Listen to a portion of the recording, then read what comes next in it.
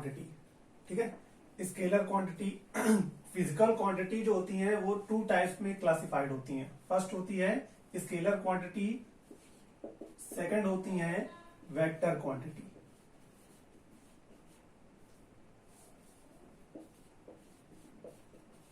Vector quantity,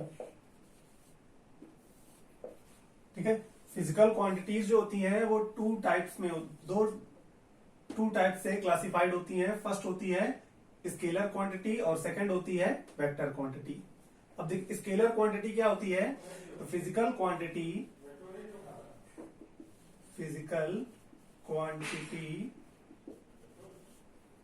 which described completely by magnitude only। ऐसी physical quantity जिनको हम क्या करते हैं, सिर्फ केवल मैग्नीट्यूड से डिस्क्राइब करते हैं। Physical quantity which described completely magnitude only. ठीक है, फिजिकल क्वांटिटी जिनको हम सिर्फ मैग्नीट्यूड से डिस्क्राइब करते हैं उन्हें हम क्या बोलते हैं? फिजिकल क्वांटिटी बोलते हैं, सॉरी स्केलर क्वांटिटी बोलते हैं। अब मैग्नीट्यूड क्या होता है? मैग्नीट्यूड होता है a number and a unit. एक नंबर और एक यूनिट जो होती है उसको हम क्या बोलते हैं? मैग्नीट्यूड बोलते हैं। Example, mass, length, time, distance, speed, work, temperature, energy,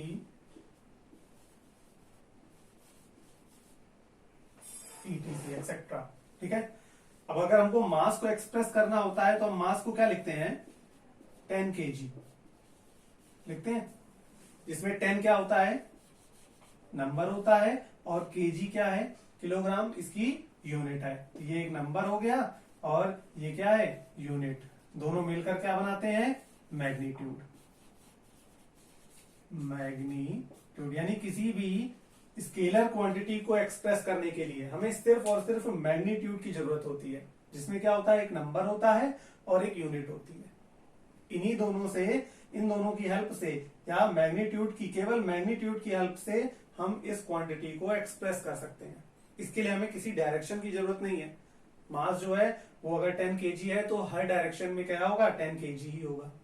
इसी तरह लेंथ, किसी भी ऑब्जेक्ट की लेंथ आपको फाइंड करनी है। सपोज कीजिए हमें इस बोर्ड की लेंथ फाइंड करनी है। हमने मान लिया कि इस बोर्ड की लेंथ कितनी है? 150 सेंटीमीटर है। तो हम यहां से वहां तक मीजर करेंगे तो भी 150 आएगा, वहां से यहां तक मीजर करेंगे तो भी 150 आएगा।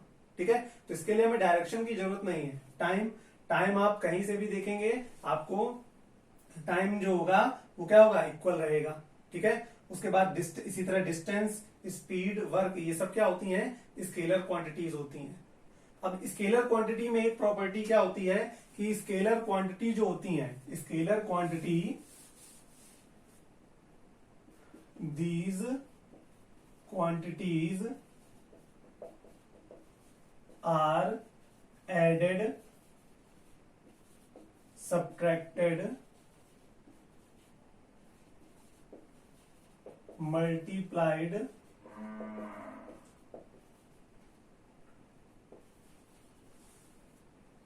and divided by general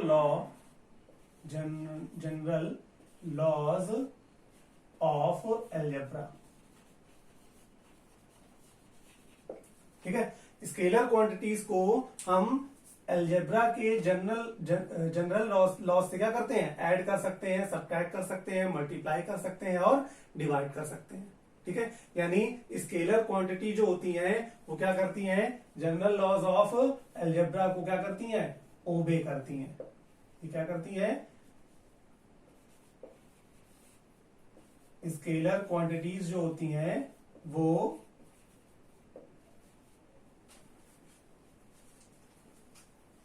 scalar quantities algebra के जनरल लॉ को ओबे करती हैं। ठीक, क्लियर है इतना? फिजिकल क्वांटिटीज जो होती हैं वो टू टाइप्स की होती हैं। फर्स्ट होती है स्केलर क्वांटिटी, सेकंड होती है वेक्टर क्वांटिटी। तो स्केलर क्वांटिटी क्या होती है?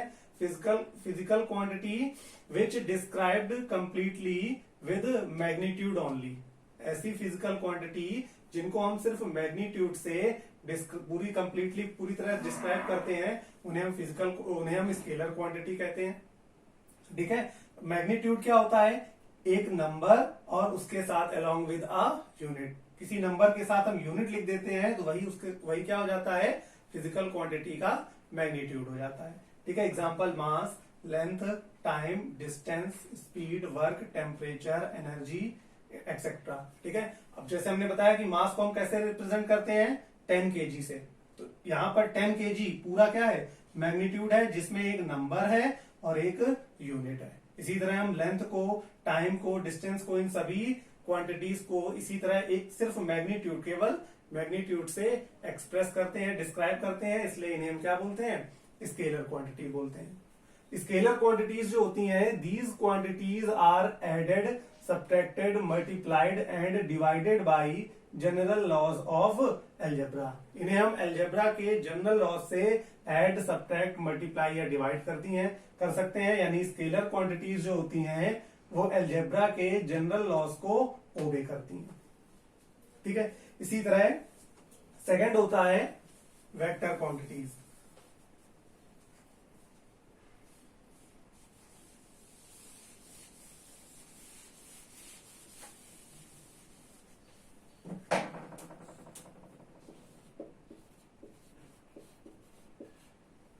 वेक्टर क्वांटिटी क्या होती है?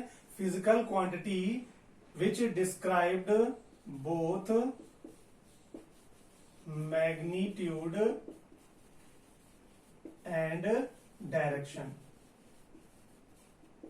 Both magnitude and direction. The physical quantities which described by both magnitude and direction is called vector quantity.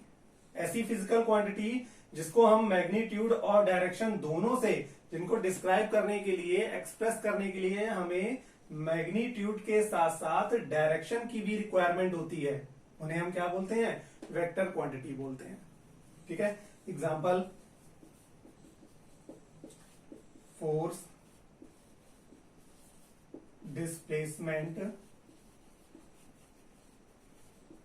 Velocity, acceleration, etc. Etcetera. ठीक है, force, displacement, velocity, acceleration etcetera, ये क्या होती हैं? आपकी वेक्टर क्वांटिटी होती हैं। ठीक है, अब जैसे डिस्प्लेसमेंट जो होता है वो चेंज इन पोजीशन होता है। डिस्प्लेसमेंट क्या होता है? Change in position.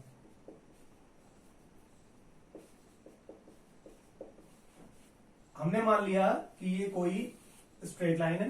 ठीक है, यहां पर एक पॉइंट ए है। ठीक, अब ऑब्जेक्ट, हमें ये मालूम चल गया कि ऑब्जेक्ट का डिस्प्लेसमेंट कितना है? 10 मीटर है। ऑब्जेक्ट का डिस्प्लेसमेंट क्या है? 10 मीटर।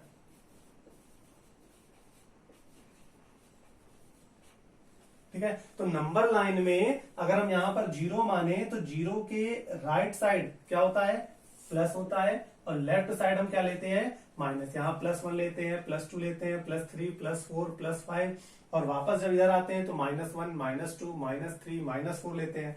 तो ये डायरेक्शन पॉजिटिव होती है और ये डायरेक्शन नेगेटिव होती है।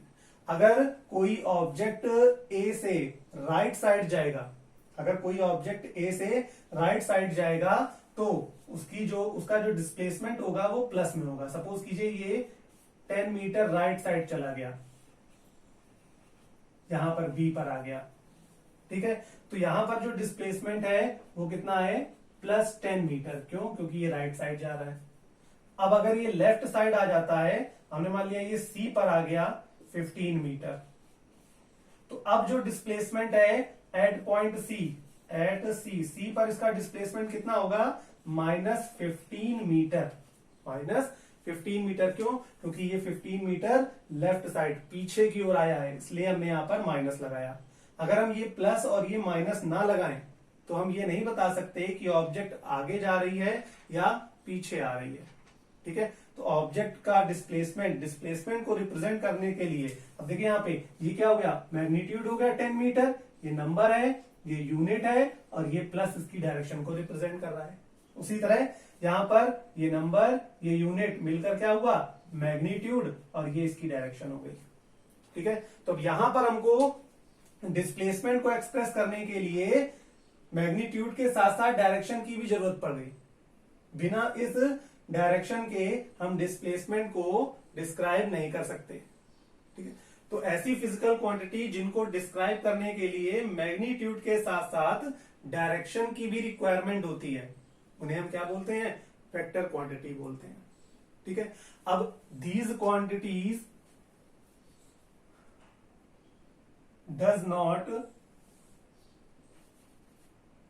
Do not added, subtracted, multiplied and divided by general laws of algebra। इन क्वांटिटीज को हम अलजेब्रा के जनरल लॉज से ऐड, सब्ट्रैक्ट, मल्टीप्लाई या डिवाइड नहीं कर सकते हैं। तो ये क्या करती हैं, वेक्टर क्वांटिटी जो होती हैं does not obey, vector quantities do not obey general laws of algebra. Vector quantities जो होती हैं वो जनरल लॉज ऑफ अलजेब्रा को ओबे नहीं करती हैं।